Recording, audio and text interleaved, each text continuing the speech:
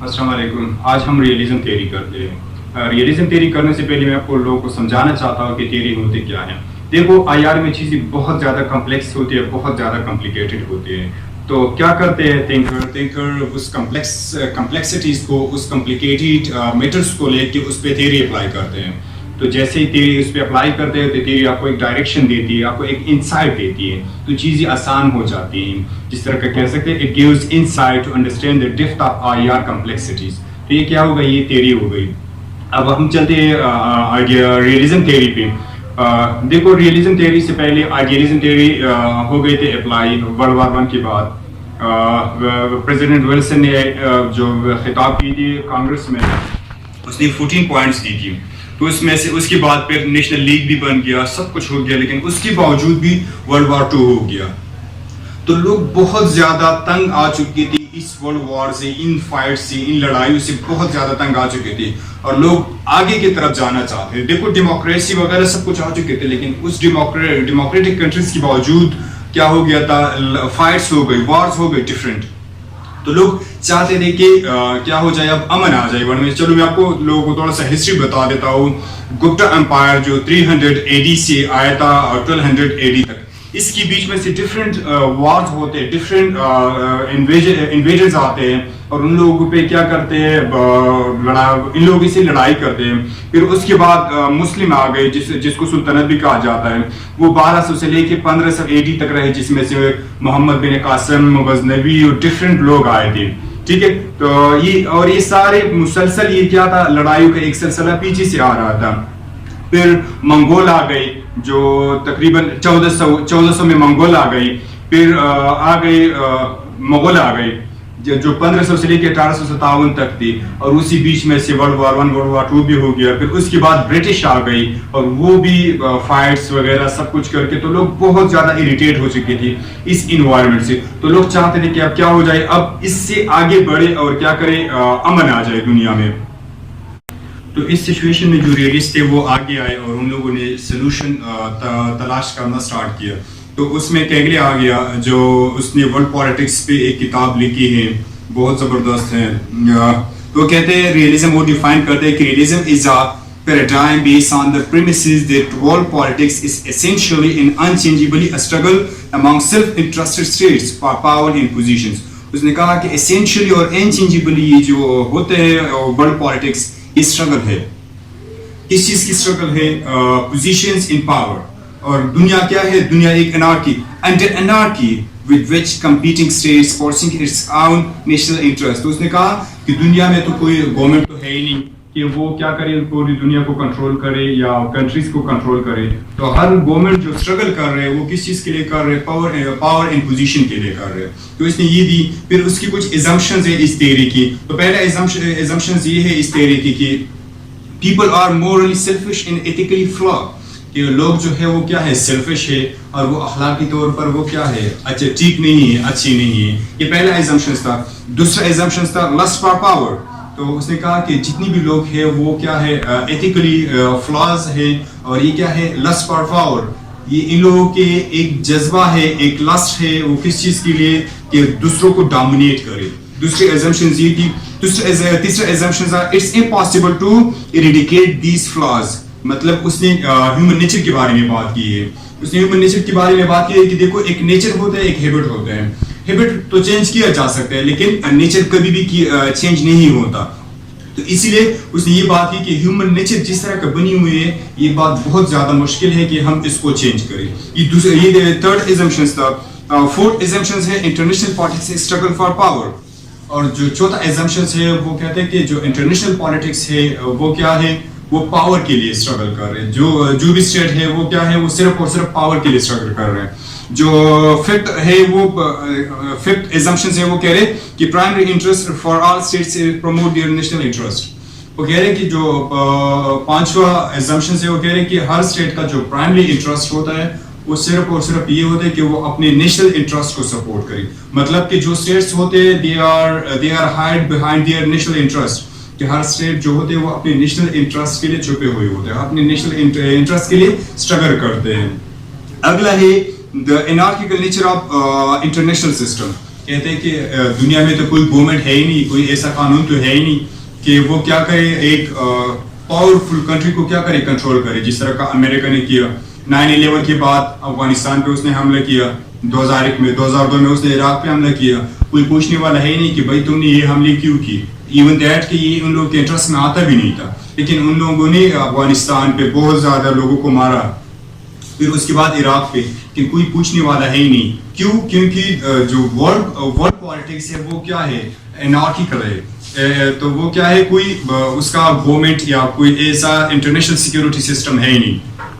جو اگلا ہے, military power is more important than economic. تو کہتے ہیں کہ اگر آپ نے آگے جانا ہے تو آپ کیا کریں, آپ ملٹری پاور بڑھائیں. آپ کا جتنا ملٹری پاور زیادہ ہو آپ اتنا پاورفل کنٹری ہوگی. آپ کا اکانومی اتنا میٹر نہیں کرتا جتنا آپ کا ملٹری پاور میٹر کرتا ہے. اس کا ایگزامپل جاپان لے لیجیے گا. جاپان کا اکانومی بہت اچھی ہے لیکن اس کے پاس ملٹری پاور نہیں ہے, تو اس کا ورلڈ پالیٹکس میں اس کا کوئی حیثیت ہی نہیں ہے. تو اسی طرح کا یہ کہتے ہیں کہ آپ کیا کریں, آپ اپنی ملٹری پاور بڑھائیں. جتنا آپ کی ملٹری پاور بڑھے گی اتنا زیادہ آپ کا جو نیشنل جو کنٹری نیشنل انٹرسٹ ہے یا جو آپ کا جو امیج ہے ان دا ورلڈ پالیٹکس وہ اچھا ہوتا جائے گا. تو یہ ساتوں ایگزمپشنز تھا. اگلا ایگزمپشن ہے, allies might increase states' ability but their loyalty and reliability should not be assumed. وہ کہتے ہیں کہ آپ کے جو allies ہوتے ہیں وہ کیا کرتے ہیں, آپ کا تو for the time being آپ کا ہیلپ کر دیتا ہے, for the time being آپ کا جو state interest ہے, state abilities ہے وہ بڑھا دیتے ہیں, لیکن آپ اس پہ انحصار نہیں کر سکتے. ٹھیک ہے, آپ نے اگر کچھ کرنا ہے تو آپ اپنے لیے کوئی راہ ڈھونڈ لیجیے گا. ایسا نہ ہو کہ آپ کا جو الائز ہے آپ اس پہ کیا کریں, آپ اس پہ ڈیپینڈنٹ ہو جائے, جس طرح کا سی پیک بنا ہوا ہے. اب پاکستان کو یہ نہیں کرنا چاہیے کہ چلے پاکستان کی اکانومی اب گروتھ کرے گی, سی پیک آ گیا. سی پیک کے علاوہ بھی پاکستان کو کیا کرنی چاہیے, اپنے اکانومی کو بڑھانا چاہیے. اب سی پیک پہ ہمیں انحصار نہیں کرنا چاہیے. تو یہ 8واں ہے. ninth جو ہے, state should never entrusted the task of self security system. تو کہتے ہیں کہ جو سیکورٹی سسٹم ہے, ہر اسٹیٹ کو چاہیے کہ وہ کیا کرے, وہ اپنا سیکورٹی سسٹم خود بنائے. کیونکہ جو انٹرنیشنل سسٹم ہے وہ کیا ہے, وہ انارکیکل ہے, اور اس میں کیا ہے, کوئی گورنمنٹ تو ہے ہی نہیں. اگر آپ یہ کہیں کہ چلو یار میں نے تو کچھ کرنا ہی نہیں ہے, یہ نو ہے, یہ نو میرا کیا کرے گا, میرا خیال رکھے گا, یا جو میرا سیکورٹی کی رسپانسبلٹی ہے وہ یہ نو پہ ہے, تو یہ بات غلط ہے. آپ نے اگر ڈیفینس کرنا ہے تو آپ کو خود کرنا چاہیے, نہ کہ آپ کیا یہ نو پہ یا کسی الائز یا کسی دوسرے پہ آپ کیا کریں, ڈیپینڈنٹ ہو جائے. آپ کو اپنی سیکورٹی کا بندوبست خود کرنا چاہیے. The last one assumptions ہے وہ کہتے ہیں کہ if all states seek maximizing power, stability will result by balance of power. تو یہ کہتے ہیں اگر جتنی بھی کنٹریز ہے, جتنی بھی اسٹیٹس ہے, وہ کیا کریں, اپنے پاور کو میکسیمائز کریں اور کیا آ جائے, بیلنس آف پاور آ جائے. تو وہاں پہ کیا آ جائے گی, اسٹیبلٹی آ جائے گی. جس کا ایگزامپل میں دے سکتا ہوں پاکستان اور انڈیا کے. انڈیا نے 24 کو دھماکے کی 1998 اور پاکستان نے 28 کو دھماکے کی. جیسے انڈیا نے دھماکے کی, ٹھیک ہے, ایٹامک بم کی, تو کیا ہو گیا, جو انڈیا تھی وہ اوپر چلی گئی ہم سے پاور میں, پاکستان سے پاور میں اوپر چلی گئی, اور پاکستان جو تھا وہ نیچے رہ گیا.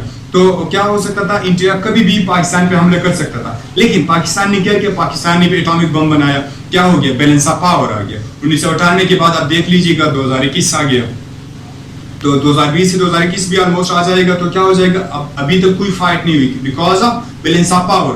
تو یہی بات بتاتے ہیں, اگر آپ بیلنس آف پاور ہر اسٹیٹس کیا کرے, بیلنس آف پاور, اپنی سیکورٹی بڑھائے, اپنی ملٹری بڑھائے, تو کیا ہو جائے گا, تو لڑائی کبھی بھی نہیں ہو سکتی. دیکھو اب پاکستان کو دیکھو, انڈیا کو دیکھو, ہر کوئی جاتے اپنے پاور بڑھاتے, ملٹری پاور بڑھاتے. اب دیکھو اس کی اکانومی, پاکستان کی اکانومی چیک کرو, بالکل ڈاؤن پہ جا رہے ہیں. انڈیا کی اکانومی چیک کرو, بالکل ڈاؤن پہ جا رہے ہیں. لیکن اس کی ملٹری چیک کرو, بالکل جاپان سے بہت آگے جا رہے ہیں. تو یہ کیا ہے, یہ بیلنس آف پاور ہے. جب آپ بیلنس آف پاور لے آؤ گے تو وہاں پہ اسٹیبلٹی آٹومیٹکلی آ جائے گی. تو یہ کیا تھی, اس کے ایگزمپشنز تھے. اب مورگن تھرز جو تھا وہ بھی ایک ریئلسٹ تھا. اس نے ریئلزم کے بارے میں کچھ باتیں کی. اس نے 3 مین پرنسپل دیے ہیں ریئلزم کی. جو پہلا پرنسپل اس نے دیا ہے اسٹیٹزم. اسٹیٹزم میں کیا کہتے ہیں, اسٹیٹزم میں وہ یہ بات بتاتے ہیں, جو اسٹیٹ ہوتے ہیں, اسٹیٹ وہ دا موسٹ پاورفل ایلیمنٹ ہوتا ہے. ٹھیک ہے, آپ نے جو کچھ بھی کرنا ہے آپ نے اسٹیٹ کے اندر کچھ کنفلکٹس پیدا کرنے ہیں، باہر پیدا کرنے، کچھ بھی کرنے آپ نے صرف اور صرف اسٹیٹ کی اسٹیبلٹی کو رکھنا ہے، آپ نے اسٹیٹ کو برقرار رکھنا ہے، باقی کچھ بھی ہو جائے، آپ اچھا کرتے ہو برا کرتے ہو، آپ کو کوئی بھی کویشچن نہیں کر سکتا، کیونکہ آپ اسٹیٹ کے لیے سب کچھ کر رہے ہیں. تو وہ کیا کہہ رہے ہیں، یہ کہتے ہیں کہ state is the most important element in this phenomena. تو اگلا جو ہے سروائیول، جو دوسرا پرنسپل اس کا ہے سروائیول. وہ کہتے ہیں جو انٹرنیشنل سسٹم ہے وہ کیا ہے، انارکیکل ہے، اور کوئی گورنمنٹ تو ہے ہی نہیں. تو آپ نے کیا کرنا ہے، تو اب کیا ہے، اگر کوئی گورنمنٹ ہے ہی نہیں انٹرنیشنل سسٹم پہ، تو ورلڈ کیا ہے، وہ بہت زیادہ ڈینجرس جگہ ہے، وہ بہت زیادہ ڈینجرس جگہ ہے رہنے کے لیے. تو اب کیا کرنا چاہیے، اب ہر اسٹیٹ کو اپنی سروائیول پہ کنسنٹریٹ کرنی چاہیے. جتنا آپ اپنی سروائیول پہ کنسنٹریٹ کرو گے، آپ کسی اور پہ ڈیپینڈنٹ نہ ہو، تبھی آپ سروائیول کر پاؤ گے، ادروائز آپ سروائیول نہیں کر سکتے. یہ دوسرا پرنسپل تھا. جو تیسرا پرنسپل ہے سیلف ہیلپ. وہی بات ہے کہ جو انٹرنیشنل سسٹم ہے وہ انارکیکل ہے، اور آپ کو کیا چاہیے، آپ نے کسی الائنس پہ یا کسی انسٹیٹیوٹ پہ یا کسی یونو پہ، کسی بھی چیز پہ آپ نے ڈیپینڈنٹ نہیں ہونے. آپ نے اپنے ہیلپ خود کرنے ہیں، آپ نے اپنے دفاع خود کرنا ہے، آپ نے اپنا ڈیفنس خود کرنا ہے. وہی بات ہے کہ God helps those who help themselves. وہی بات ہے کہ خدا اس کی مدد کرتا ہے جو خود کی مدد کرتا ہے. تو it's all about realism theory. Thank you.